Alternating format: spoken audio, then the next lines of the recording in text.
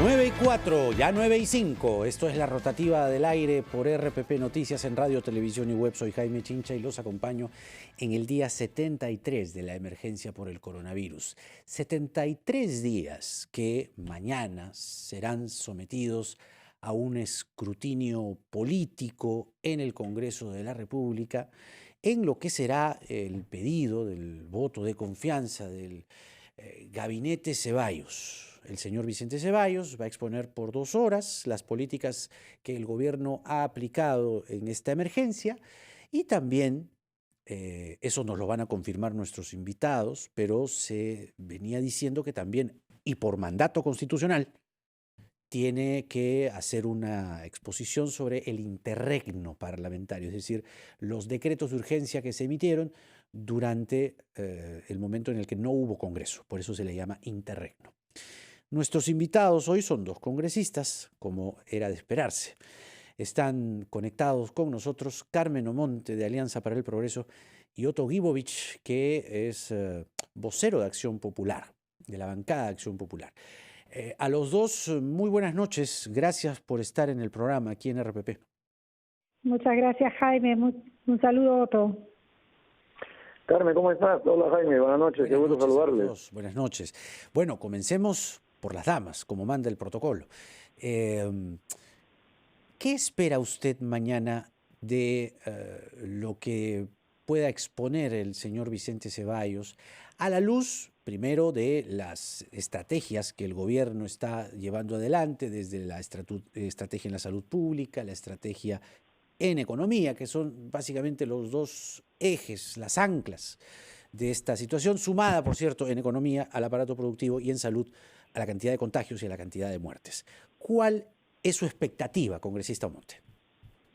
Bueno, en primer lugar, y como se ha acordado hoy en la Junta de Portavoces, lo correcto es que el presidente del Consejo de Ministros exponga primero todo lo concerniente a los decretos de urgencia que se han dado en el terreno parlamentario.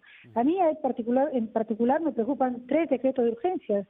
El 013, por ejemplo, que planteaba toda la temática de fusiones y concesión y concentraciones, y que extrañamente patearon su vigencia por 9 meses. Ese es un tema que para mí es vital. También los decretos de urgencia 014, 016, que tienen que ver con las negociaciones colectivas. Y hoy que estamos viendo toda esta problemática de despidos, de paralizaciones perfectas y de falta de acceso a un espacio de trabajo laboral formal por parte de millones de peruanos, pues creo que se debiera explicar estos y otros decretos de urgencia, no sobre su pertinencia, sobre la urgencia que los motivó a que finalmente se den. Con respecto ya al artículo 130, que es fundamental, y creo que allí se centró parte de la discusión momentánea que se tuvo entre los 2 poderes con respecto a por qué y para qué se presentaba el Premier ante el Congreso de la República, es fundamental lo que tú dices, Jaime, perfectamente. Tiene que explicar con suma claridad, con suma transparencia, todas aquellas estrategias que se están implementando para enfrentar esta crisis sanitaria tan dura que ya nos está costando cerca de 4.000 peruanos que realmente hemos perdido como país, pero también lo que se tiene que enfrentar en el ámbito económico. Se tiene que definir, aclarar muchas denuncias con respecto a la corrupción que se ha dado en diferentes sectores.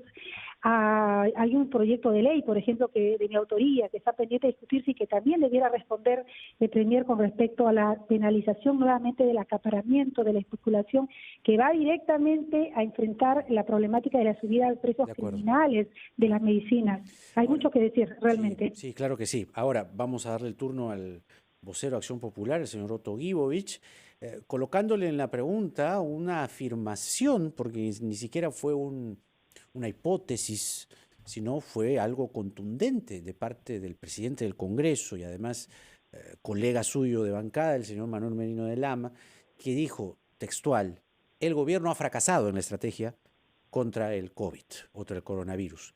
Primero, quiero saber si usted suscribe esas palabras y, en segundo lugar, si va a escuchar primero al Premier para tener una opinión ¿Por dónde va su postura, señor Guibovich? Gracias por la pregunta, Jaime. Mira, en primer lugar, el Premier y su gabinete tienen que explicarnos cuál es la política general de gobierno, ¿no? Eso es importante. Claro. Y en ese contexto, los decretos de urgencia que se han emitido durante el interregno. Pero yo sí creo que va a haber una fuerte dosis, bastante cargada, sobre la pandemia, no me cabe la menor duda, porque esa es la situación fuerte de coyuntura que marca el país. Vivimos una situación inédita, vivimos una situación que nos está causando muchas pérdidas humanas, pérdida de vidas, y también una enorme erogación de gastos, bueno, digamos inversión en salud, inversión en salvar vidas. Y luego, ciertamente eso podrá explicarse con números, pero también en el marco de la política general de gobierno me gustaría escuchar mucho de qué manera vamos a enfrentar el tema económico laboral, o sea, económico social, porque este es un punto muy importante. Seguramente nos explicarán que estamos en la meseta y ojalá que pronto encontramos la pendiente hacia abajo, ojalá que sí sea, pero ¿de qué manera luego vamos a encontrar una pendiente hacia arriba en la parte económica, en la parte laboral? Se han perdido cientos de miles de empleos, se han perdido muchísimas microempresas. Y entonces, ¿de qué manera? O sea, no solamente tienen que rendir cuentas, sino también tienen que explicarnos en el marco del plan general, la política general de gobierno, de qué manera vamos a reactivar el Perú. Estamos viviendo una recesión, camino a una depresión, entonces eso es preocupante. Claro, el tema de salud es urgente, lo estamos viviendo, lo estamos sufriendo, pero también hay que mirar un poquito hacia adelante. ¿Qué nos ofrece el gabinete? ¿Cómo están mirando el futuro inmediato del país de cara a la parte social laboral? Entonces, permítame insistir, ¿suscribe o no usted lo que dijo el señor Merino? Porque son palabras fuertes, ¿no? O sea, ¿para usted el gobierno ha fracasado en la estrategia? Fíjate lo que sucede, Jaime, te lo voy a explicar rápidamente. Lamentablemente, fíjate, en el último pleno de salud, nosotros le hemos dado como ente rector o la rectoría de salud a nivel nacional al MINSA. Yeah. Quizá pudo haber sido antes. Porque ¿qué sucede? Hemos tenido 25 estrategias de salud. 25 gobernadores tratando de hacer lo que podían en su región. Y eso no es quitarle la potestad descentralista del país. Pero era necesario que haya un solo comandante a nivel nacional. En una guerra no aceptarías tú que haya 25 comandantes. Y entonces ahí hemos fallado, no tener una estrategia clara, única a nivel nacional. Y eso en el último pleno de salud le hemos dado la facultad rectora al MINSA. A pesar que hoy día ha habido una crítica de los gobernadores que están metiéndose con la descentralización. No, en pandemia no pueden haber 25 comandantes. Esta es una guerra inédita, una guerra de salud, y teníamos que haber tenido mucho más claridad en la estrategia central única, ¿no? Claro, ahora, permítame insistir una vez más. ¿Para usted el gobierno ha fracasado en su estrategia o no? Hay cosas buenas, hay cosas muy buenas, hay cosas no tan buenas. Hay que ser claros, ¿no? O sea, no ha fracasado todavía. Si alguien hace cosas muy buenas y no tanto, es que no ha fracasado todavía, ¿no? No, mira, por ejemplo, el tema de los bonos. La verdad que es muy lamentable que no tengamos un padrón único que pueda aglutinar ahí a toda la gente en extrema pobreza y que el bono les llegue. Yo soy de un pueblo que se llama Macate, en la provincia de Santa, en Ancash. Estuve hace poco en Macate. Y la gente no puede cobrar el bono, porque no hay una filial del Banco de la Nación en un distrito. Claro, hemos mandado la carta buscando que se nos abra ya una agencia, pero ¿cuántos casos de esos hay en que la gente no ha podido cobrar el bono hasta la fecha? Y bueno, eso no es éxito realmente. No quiero agudizar en el adjetivo, pero sí lo puedo llamar como eso que no es éxito, ¿no? Le pido por favor que no se mueva de la posición para que lo tengamos en el encuadre. Estaba bien como estaba hace un momento, eso. Si puede moverse un poquito a su derecha, mejor. Ahí. Y levántese un poquito. Un poquito, ahí está. Es la nueva convivencia de la televisión, congresista Guibovich. Muchas gracias. Ahí, por favor, quédese ahí. Quédese ahí, muchas gracias. Ahí. Bueno, entonces hay una clara discrepancia, permítame, manteniéndolo ahí, entre lo que dice usted y lo que dice el señor Merino. Algo está pasando en su bancada. Ahorita voy con la congresista Omonte, no lo hemos olvidado. ¿Hay algo que está pasando en su bancada o me parece? Es decir, me parece que hay, así como hay 25 liderazgos contra el coronavirus, parece que en la bancada de Acción Popular hay más de un liderazgo, quizás hasta 2, 3, 4, frente a lo que tienen que hacer en el Congreso, ¿o me equivoco? Ay, mira, tú no le puedes negar a nadie, lamentablemente, la libertad que tiene de presentar un proyecto de ley, aun cuando no lo compartas. Aun cuando no lo compartas, ¿no? El tema de la reforma constitucional, posiblemente esa es la que te esté llamando la atención. Sí. No la suscribo, y yo soy vocero y no la he firmado, y no estoy de acuerdo definitivamente. Yo he conversado con el autor, que tiene todo el derecho a presentar los proyectos de ley, y esto, ¿sabes cómo se puede acabar, Jaime? Cuando se elimine el voto preferencial. Cuando tú tienes ¿En qué sentido se puede acabar? ¿Se refiere al congresista que lo presentó o qué? No, esas discrepancias al interior del partido. Se ríe Carmen Omonte. Es que parece sonó así. O sea, la próxima vez mejor voto preferencial para que salgan mejores congresistas, pues no este señor que es de mi bancada, mi colega, y presenta este mamarracho. Eso lo digo yo, ¿ah? Eso lo digo yo. Pero me refiero a que no es el momento, ¿no? No era el momento. La Constitución tiene mecanismos de reforma. Nosotros hemos tenido históricamente 12 constituciones, cada vez intentando refundar un país. Y no lo hemos logrado. No es cambio de constitución lo que necesitamos. Lo que necesitamos es combatir la corrupción, necesitamos leyes de desarrollo constitucional, pero yo hablo con él, pero él tiene todo el derecho. Lamentablemente no lo puedes, porque él, como parte de la oferta política, cuando tú tienes voto preferencial y si tienes 5 candidatos en una región, cada uno busca diferenciarse y hace ofertas a la población. Y entonces esa oferta eso creo que se llama populismo, ¿no? Bueno, tiene un nombre, está estudiado ya en la política, ¿no? Posiblemente, pero fíjate, si tú haces una oferta a la población en tu campaña política para diferenciarte, entonces se pierde la noción de campaña política partidaria, esa campaña política individual, y eso se acaba cuando acabemos con el voto preferencial, ¿no? Vamos a la pausa, permítanos, y vamos a regresar con la palabra de Carmen Omonte, que está también con nosotros, para evaluar, como decíamos, lo que será mañana, el voto de confianza que tendrá que pedir Vicente Ceballos, y vamos a ver si los congresistas se lo darán o no. Pausa y volvemos. 20, esto es la rotativa del aire en el día 73 de la emergencia por el coronavirus. Estamos conversando con los congresistas Carmen Omonte y Otto Guibovich, Alianza para el Progreso y Acción Popular respectivamente. Estamos hablando de lo que pasará mañana en el Parlamento, mixto el tema presencial, virtual, porque hay que cuidar la salud también de los congresistas, de todos los peruanos, también de los funcionarios del gobierno, más aún.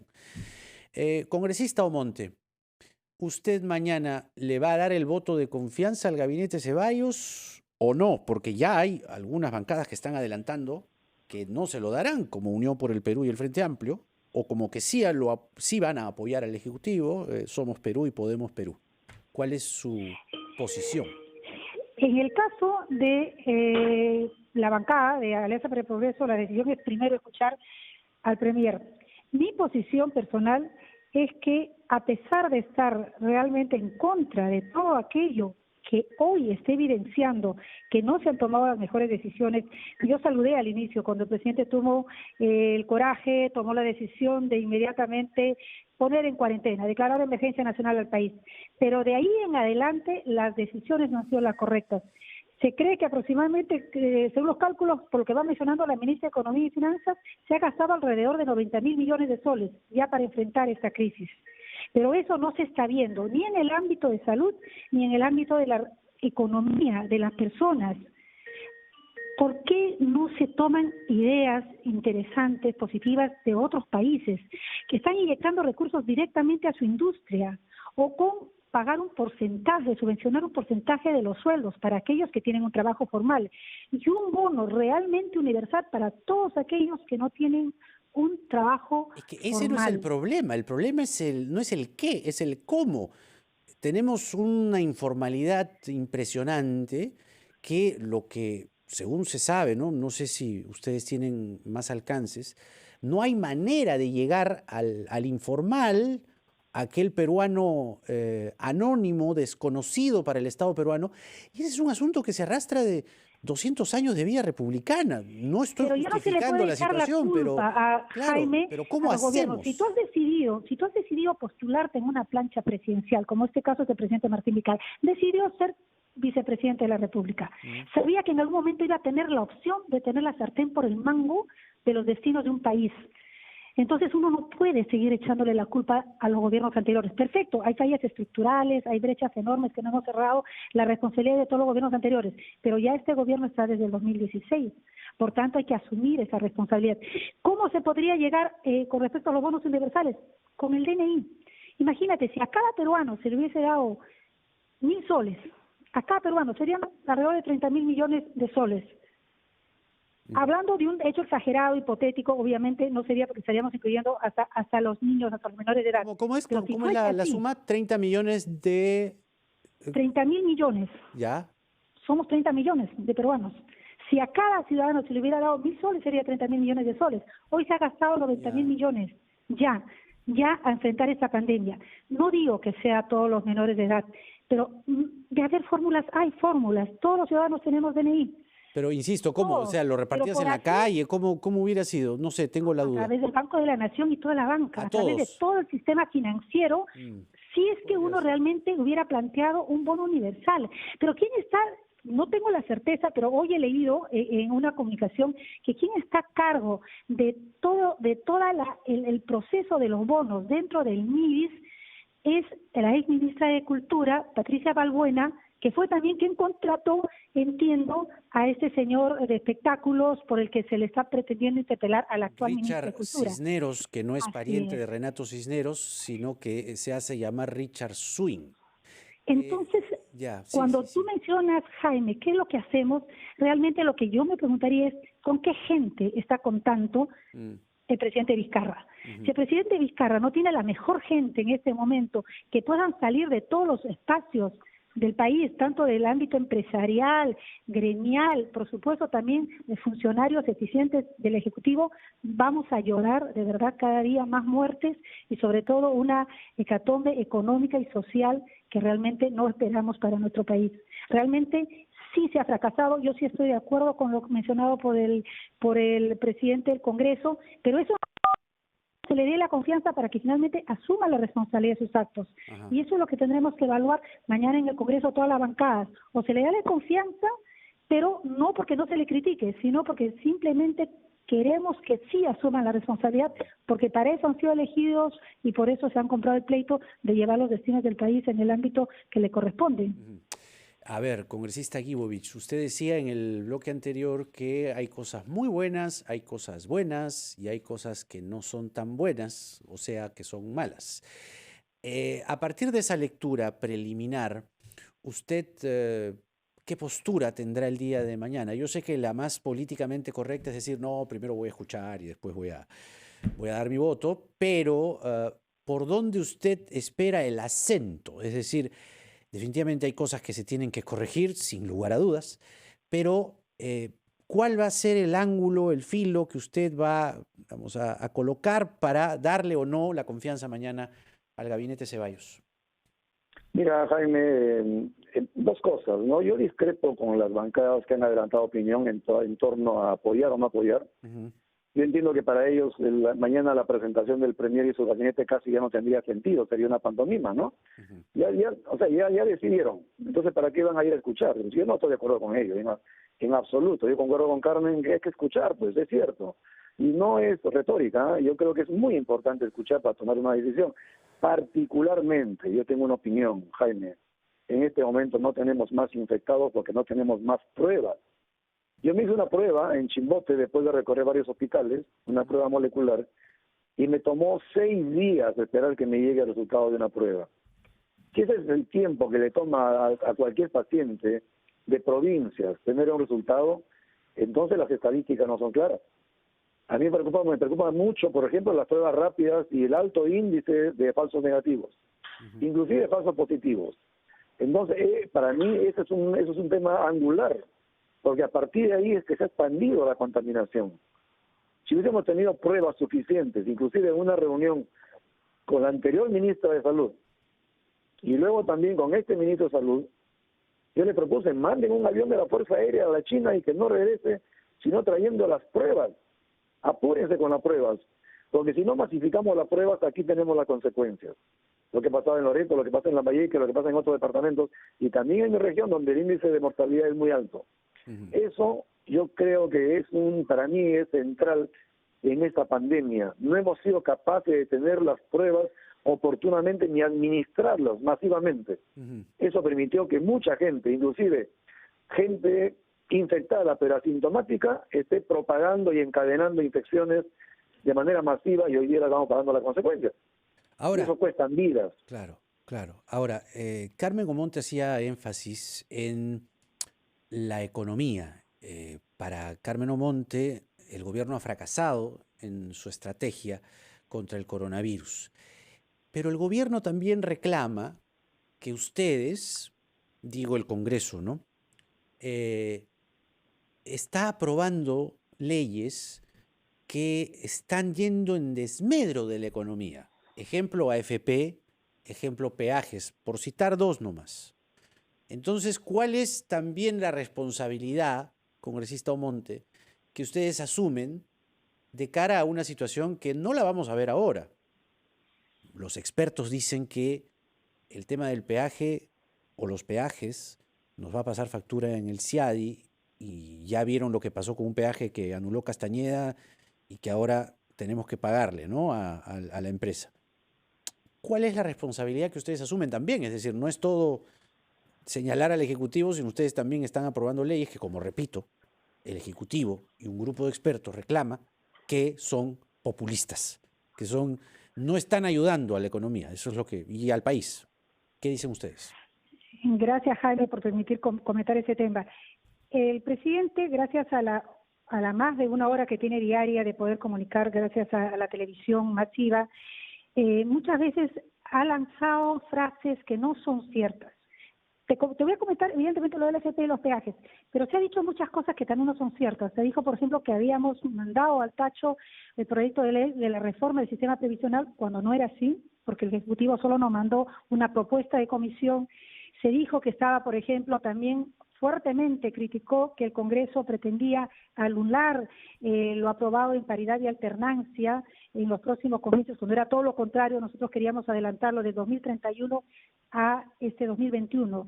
Entonces se dicen cosas que no son ciertas, y como los congresistas no tenemos televisión en esa magnitud que tiene el presidente, evidentemente estamos atados de manos para aclararlo.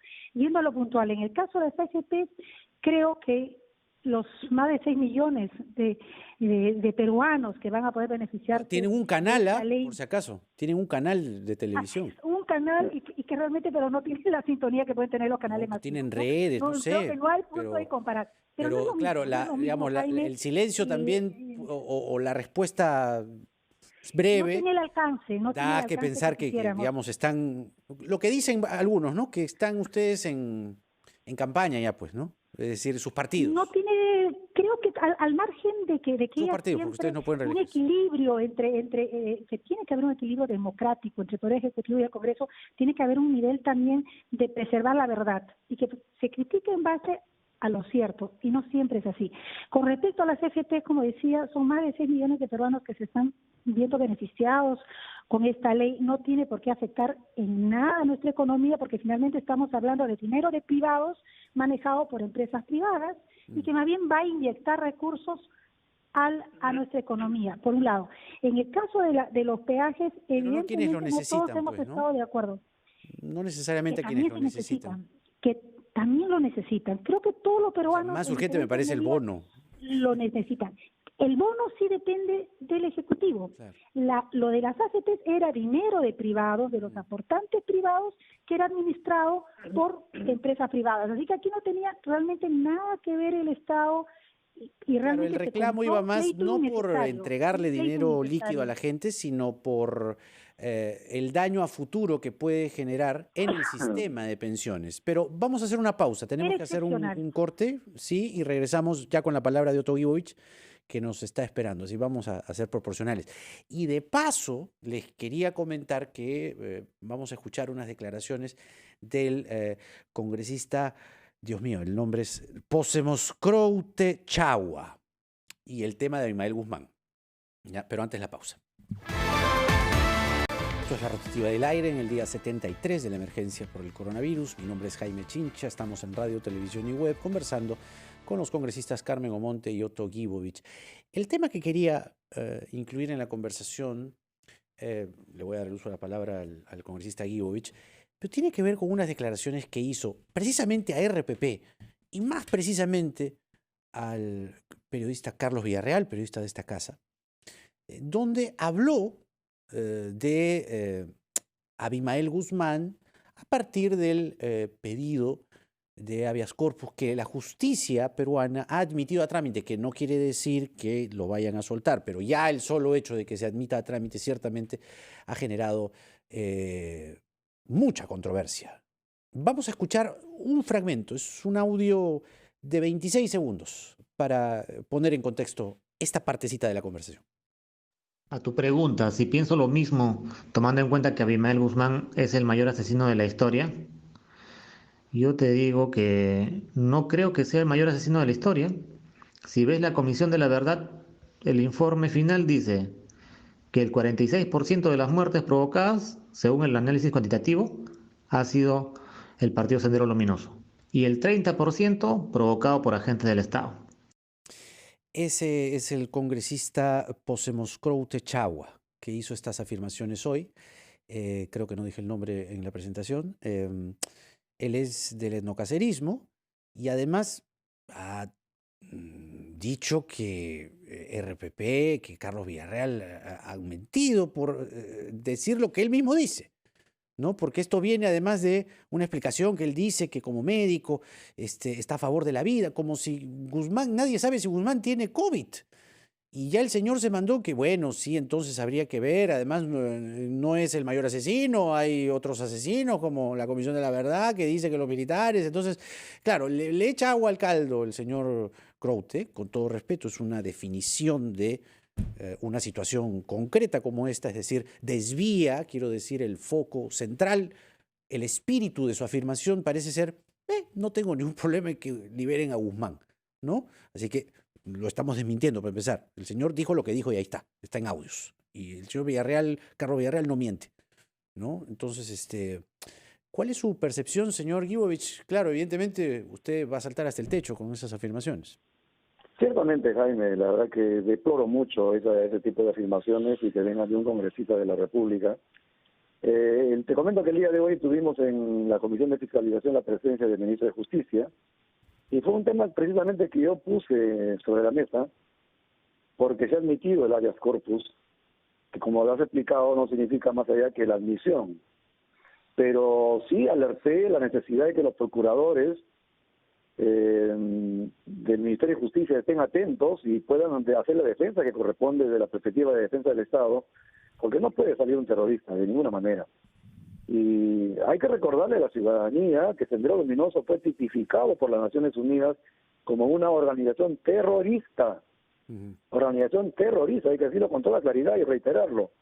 Y que Abimael Guzmán convirtió su ideología de la muerte en decenas de miles de víctimas, muchos de los cuales hoy día todavía seguimos lamentando la pérdida de amigos, de familiares, de dirigentes sindicales, de alcaldes, de políticos, de generales, de personal de tropa.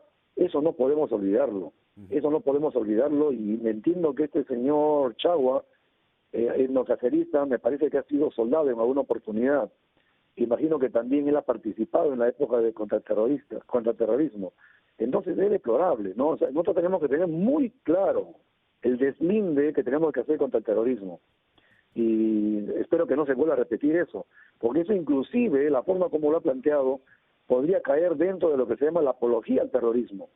Y muy delicado que lo haga un representante de la nación ante el Congreso de la República. Yo deploro eso y soy categórico. Abimael Guzmán es un terrorista y no puede salir de la cárcel bajo ninguna circunstancia. Ahora, congresista Omonte, esta discusión parte precisamente de un proyecto de ley en el que el Ejecutivo envió al Congreso para deshacinar las cárceles y hacerlo pronto. Y ahí viene otra cuestión que se le critica al Congreso, ¿no? Que la hicieron larga primero y dejaron pasar tiempo. Hasta el vocal San Martín tuvo que pedirles que por favor se apruebe algo rápido porque están presentando solicitudes para salir de prisión, ¿no? Unos, otros, aquellos, hasta Guzmán ha tenido que presentar un habeas corpus para aprovechar el pánico, ¿no? ¿Cuál es la respuesta de ustedes? Porque también se les señala y dicen, oye, pero se demoraron otra vez, ¿ah? Se demoraron el otro día, no llegaron a ningún consenso, ¿se acuerda? No fue un tema sencillo, porque hay que entender, Jaime, que ese tema implicaba también acoger la opinión de la ciudadanía. Y la mayoría de los congresistas que llevaron a las propuestas, las opiniones, el sentimiento de la ciudadanía con respecto a los dos proyectos que había enviado tanto el Ejecutivo como juez San Martín, evidentemente tenían que hacerse escuchar. Y es por eso que no se aprobó el dictamen en mayoría que sacó la Comisión de Justicia en base a esos dos proyectos. Pero finalmente eso se ha salvado y este viernes último fueron tanto el Premier como el Ministro de Justicia, estuvimos hasta tardísimo, hasta la madrugada escuchándoles y finalmente se les ha delegado las facultades para que cumplan con la responsabilidad que tienen. Entonces esto hoy está en manos del Ejecutivo como siempre debió ser. Esperemos que finalmente salgan solamente aquellos que ameriten salir. Eso, hay ese compromiso, que no sean por delitos de terrorismo, de narcotráfico, violaciones, en fin, una serie, lavado, corrupción, etcétera. Confiemos que sea así, pero está ahora en manos del Ejecutivo. Este tema que realmente es un tema importantísimo. No quiero dejar pasar el tiempo para poder comentar la situación en el Ministerio de Cultura, ¿no? Hoy emitieron un tuit referido a la población afroperuana, pero no le pusieron contexto, en realidad explicaciones científicas, incluso de la OMS y de instituciones a nivel mundial, hablan que las personas, digamos, afrodescendientes tienen algunas particularidades en su organismo, pero no lo explicaron, entonces sonó pésimo. Y eso en un contexto, además, en el que hay un ministerio pues, con mucho swing, ¿no? Y no hay una explicación muy clara y la ministra de Cultura habla a un periódico, pero no sale a dar explicaciones. Van a, no sé, ya están tramitando o está, digamos, en curso una interpelación, pero ¿no han pensado en la censura? Señor Guibón. Ya la Comisión de Cultura lo ha aprobado el día de hoy, ya ha aprobado la interpelación de la ministra de Cultura como comisión multipartidaria, así es. ¿Y habría los votos, señor Guibovich? Pregunto, ¿no? Explorando. ¿Para una censura? Fíjate, lo ideal sería que no lleguemos a estos extremos, pero a veces se producen estos tipos, porque fíjate, es casi como cambiar de caballo a mitad del río, ¿no? Cuando estamos en una guerra no deberíamos. Pero si se producen cosas como estas, hay que ser enfáticos, hay que rechazarlos de un lado, y si hay que censurar, pues hay que censurar. Y ahí no debería temblarle la mano a nadie, porque hay cosas que no se pueden permitir realmente, ¿no? Hay que ser claros en eso. Respetamos la independencia de poderes, respetamos, pero hay casos en los cuales el balance de poderes justamente te exige tomar decisiones severas y decirle pues al Ejecutivo, no, aquí hay fallas, y tiene que corregirlas, o si no las corregimos desde el Congreso, ¿no? Claro. Yo creo que ahí tenemos que ser claros, Jaime. Muy bien, entonces mañana va a ser un día ajetreado, ¿no? Van a ser 2 horas en las que el señor Ceballos va a exponer las políticas del gobierno, tanto del interregno como de la emergencia y qué se ha hecho en estos 73 días. ¿Cuál es, finalmente, ya para terminar así cortito, porque ya se nos acabó el tiempo, pero así muy, muy breve, telegrama, ¿creen que pasa a Ceballos, más allá de los votos suyos? Me refiero están Unión por el Perú, Frente Amplio, diciendo que no, los que sí apoyan son Somos Perú, Podemos. ¿La tiene difícil, señora Monte? Muy breve nomás. ¿La tiene difícil o cree que ya la balanza está inclinada hacia un lado o hacia otro? Va a ser complejo, pero creo que sí van a tener el voto de confianza para que asuman la responsabilidad, como debe ser. Señor Guibovich. Yo creo que es un 50-50, Jaime, pero ojalá que, como te dije anteriormente, ¿no? Estas circunstancias en las cuales se presenta el gabinete no es una circunstancia normal, atípica. Inédita. Entonces hay que mirar bien, por ello la importancia de que podamos escuchar y podamos deliberar, porque después que viene la presentación tendremos, creo, 2 horas de deliberación y ahí podamos tomar la mejor decisión. Y lo haremos pensando en el Perú. Bueno. Con toda seguridad. Y no es retórica, Jaime, es pensando en el Perú realmente. Qué bueno, porque hay varios proyectos que se les critica porque no han pensado precisamente en el Perú, ¿no? Como el de los taxis colectivos, ¿no? Jaime, pero eso tiene una movilidad es explicación esa, pues, ¿no? O inmensa. sea, ¿Ah? focos Ahí de se pensó en contagio, ¿no? provincias, Jaime. Pero ¿por Lima qué? no es el Pensar en ejemplo. provincias. ¿Cuál es la diferencia entre Lima y provincias? ¿Que la cantidad de pasajeros? No. Por no, las carreteras que lugares- tenemos en provincias. Sí, pero llevan a así como uno, a dice dos. Solita, O sea, eso sí, eso se va a protocolizar, eso no hay ningún pendiente, se tiene que hacer Jaime, fíjate, protocolo. hay una realidad que no la puedes soslayar. había Hay un decenas de congresista miles pues, de que hizo personas. campaña en los taxis colectivos y parece que le estaban devolviendo el favor.